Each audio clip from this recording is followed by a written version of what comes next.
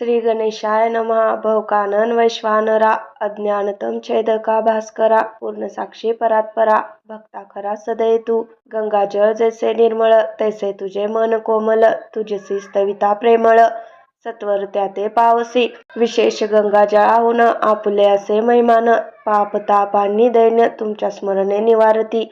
स्वामी चरित्र कराया श्रवण श्रोते बैसले सावधान. प्रसंगाहुनी प्रसंग पूर्ण रसभरीत पुढे पुढे. ज्यांचे सबळ पूर्व पुण्य तया झाले स्वामी दर्शन. ऐसे चोळप्पा आदी करून भाग्यवंत सेवेकरी. अक्कलकोट नगरात एक तप पर्यंत स्वामी राज वास करीत. भक्त बहुत जाहले वार्ता पसरली चौकडे. कोणासी पडता साकडे धाव घेती स्वामींकडे. राजे रजवाडे थोर थोर ती भोसल्यांचे भाग्य परम. स्वामी रत्न लादले उत्तम नृपतीही भक्त नसीम. स्वामी चरणी चित्त त्याचे तेव्हा किती एक नृपती. स्वामी दर्शन घेऊ इच्छिती आणि आपल्या नगराप्रती. अनुमंती तयांसी बडोद्या माझी त्या अवसरी. मल्हारराव राज्याधिकारी एकदा तयांचे अंतरी. विचार ऐसा पातला अक्कलकोटाहुनी स्वामींसी. आणावे आपल्या नगरासी. मग कोणे एके दिवशी सभे माझी बैसले. दिवाणांनी सरदार मानकरी तैसे थोर थोर. बैसले असता समग्र बोले नृपवर तयांप्रती. कोणी जाऊनी अक्कलकोटासी. येथे आणील स्वामींसी. तरी आम्ही तयासी इनाम देऊ बहुत. त्यांचा राखू सन्मान लागेल तितके देऊ धन. ही वटपुरी वैकुंठ भुवन वसता स्वामी होईल.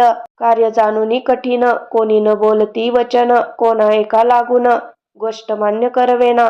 तेव्हा तात्यासाहेब सरदार होता योग्य आणि चतुर. तो बोलता झाला उत्तर नृपा लागी परिसेया. आपुली जरी इच्छा ऐसी स्वामी ते आणावे वटपुरीसी. तरी मी आणीन तयांसी निश्चय मानसी असो द्या. ऐसे ऐकोनी उत्तर संतोषला तो नृपवर. तैसी सभाही समग्र आनंदित झाली.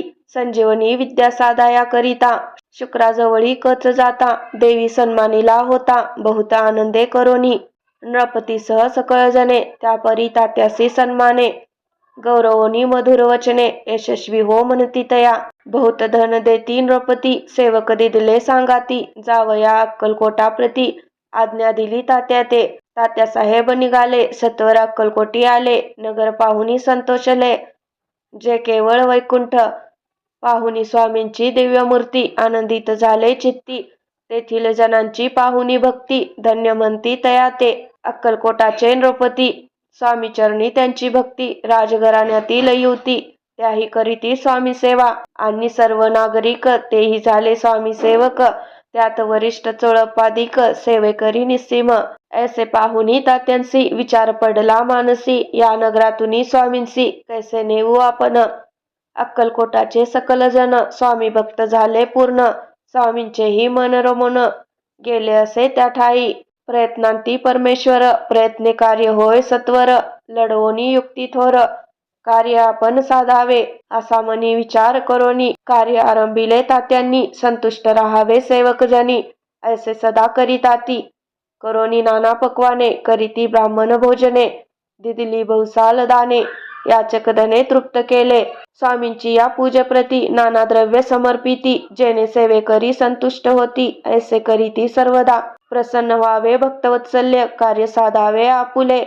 म्हणून नाना उपाय केले द्रव्य वेचिले तात्यांनी. ऐशियाने काही न झाले केले तितुके व्यर्थ गेले. तात्या मनी खिन्न झाले विचार पडला तयांसी. मग लढविली एक युक्ती एकांती गाठुनी चोळप्पाप्रती. त्याज लागी विनंती करती बुद्धिवाद सांगती तया. जरी तुम्ही समर्थांसी घेऊन याल बडोद्यासी.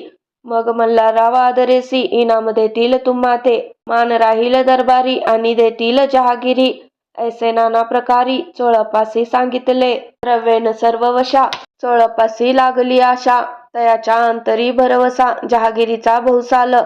मग कोणे एके दिवशी करीत असता स्वामी सेवेसी. यतिराज तया समयासी आनंदवृत्ती बैसले. चोळप्पाने कर जोडोनी विनंती केली मधुर वचनी. कृपाळू होऊनी समर्थांनी बडोद्याप्रती चलावे. तेने माझे कल्याण मिळेल मला बहुत धन. आपलाही योग्य सन्मान तेथे जाता होईल. ऐसे ऐकोनी या वचन समर्थांनी हास्य करून उत्तर चोळप्पा लागून काय दिले सत्वर. राव मल्हार नृपती त्यांच्या अंतरी नाही भक्ती. मग आम्ही बडोद्याप्रती काय म्हणून चलावे. पुढले अध्यायी सुंदर कथा. पावन होय श्रोतावक्ता श्री स्वामी राजवद्विता निमित्त विष्णुदास असे. इति श्री स्वामी चरित्र सारामृत नाना प्राकृत कथा संमत सदा ऐकोत भाविक भक्त पंचमोध्याय गोडहा. श्रीरस्तु शुभम भवतु. श्री स्वामी समर्थ.